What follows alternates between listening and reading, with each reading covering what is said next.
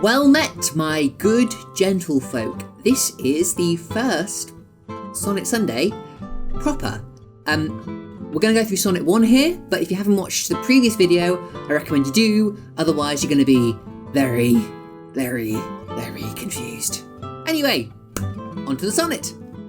From fairest creatures we desire increase, that thereby beauty's rose might never die. That as the riper should by time decrease, his tender air might bear his memory.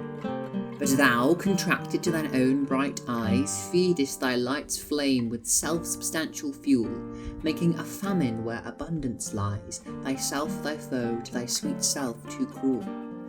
Thou that art now the world's fresh ornament, only herald to the gaudy spring, with thine own bud bearest thy content, and tender churl makest waste the neoding. Pity the world, or else this glutton be, and eat the world's due, by the grave and thee. Quite depressing for the opening to a sequence of love sonnets, really.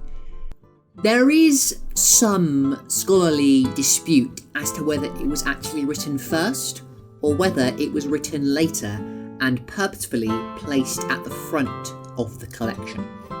Now, as with all of the first 126 sonnets, it is addressed to the fair youth. However, it is also part of a further subdivision we can make. It, along with the first 17 poems, has a focus on breeding and ensuring the youth's beauty is passed on through children. Rather off-puttingly, the poem's structured almost as a warning or a threat. So the first quatrain muses philosophically that we innately desire beauty to spread itself and then continue to grow.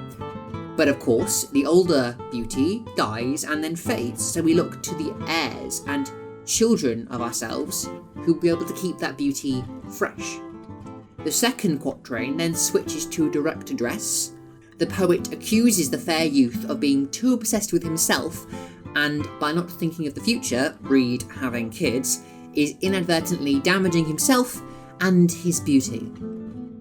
The third quatrain continues in this vein and emphasises that while he might now be considered beautiful by the world, if he continues to ignore the poet's advice, every day he waits, he makes a further waste of himself.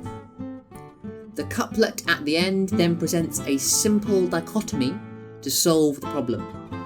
Either pity the world and have children so his beauty may continue to grow, or be a glutton and have his beauty die with him. Now, it might seem odd that the first of Shakespeare's love sonnets is him essentially lecturing a young man to go have children with another woman. However, you do have to bear in mind the context of the time in which it was written.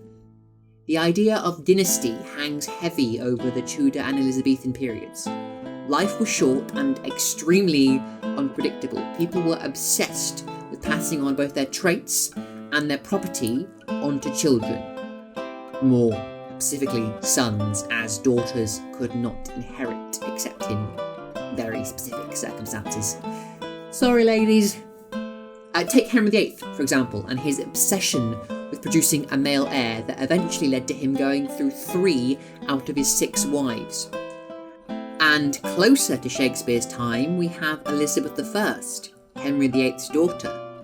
She was one of the 2 monarchs that Shakespeare wrote under, and her refusal to marry and produce heirs almost led to an existential crisis amongst the nobility of England, who feared for the fate of both the throne and the country after she died.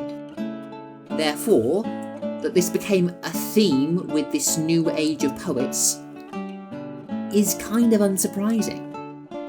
It also might be worth mentioning the religiosity of this period, and the biblical command to go forth and multiply, which would have been far closer to the public consciousness than today. These Christian themes show up in the language of the poem itself. The choice at the end of the poem is either to breed, the divine command of Genesis, or become a glutton, one of the 7 deadly sins. And while I think Helen Vendler's summary of the sonnet's argument, breed or sin, is perhaps a little too simplistic, it is important to remember the religious backdrop that these sonnets were written in.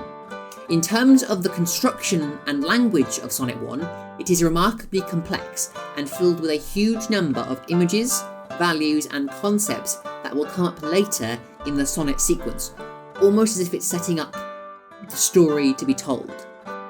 Certain scholars have suggested that this idea of profusion, an abundance of imagery in the poem, is designed to prepare the reader for the multitude of feelings and ideas that these sonnets, and by implication, love itself, will evoke in a human.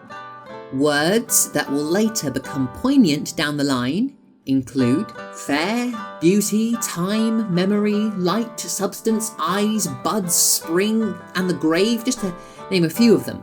However, I'm going to pick up on the main metaphor that I think runs through the poem. I might be wrong, who knows? That being this idea of a flower or a plant growing and then withering, which coincides with the opposing ideas of famine and gluttony that the poet superimposes onto the fair youth. Overall, the idea of a garden or harvest is conjured in the mind of the reader, at least in my reading of it. We start with an allusion to the image of a rose, a classical medieval motif for beauty and love. We then continue with this idea that as it ripens, it also fades. The youth's self-obsession is then compared to a famine that follows a gaudy spring, where everything is in bloom but will, of course, as previously stated, fade and die. The imagery of a bud is used to describe his ability yet unwillingness to breed. A bud is obviously a flower yet to bloom, suggesting it will bloom when he gets on and has kids. Yeah, the poet's really quite insistent on that point.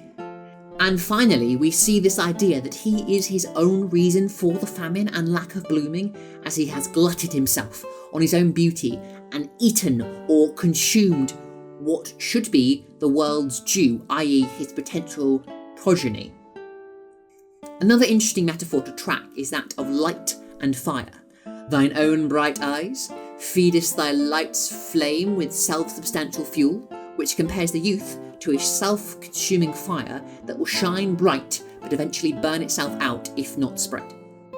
However, I will leave it at that and let you go into more detail yourself, as it is not nearly as prominent as the garden metaphor, at least again, in my humble opinion. So that, I think, concludes our short little analysis of Sonnet 1, also known as Shakespeare continually nagging a guy to make some babies. Hope you enjoyed it. Do like and subscribe, and stick around next week for a look at Sonnet 2. Stay safe, and I'll see you then. Alack the day when one begins to beg, when the powers above thou hast to bribe, but if thou this fine channel wish to peg, then, good fellows, I implore you, subscribe. Alas, but still thou shalt not be informed if this author a tale he has to tell. My heart would thus be eternally warmed, if like cries of yore thou ring'st the bell. Last, if thou finds an item thou dost enjoy, allow me yet another deal to strike. Thine patronage I would seek to employ, therefore, fine friend, feel free to drop a like. But now we end, and I wish thee luck, and pray thou friends, forgive this rambling